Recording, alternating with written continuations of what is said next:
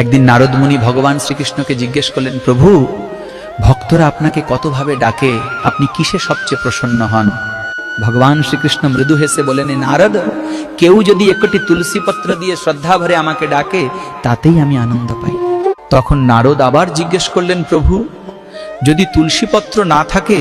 কৃষ্ণ বললেন, তবে একটি ফুল দিলেও আমি প্রসন্ন। নারদ আবার বললেন, যদি ফুলও না থাকে?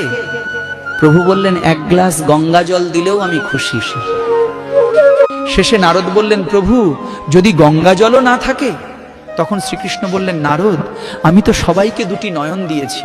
ভক্ত যদি দু ফোঁটা অশ্রু দিয়ে আমাকে ডাকে, আমি তার কাছে বাঁধা পড়ে যাই।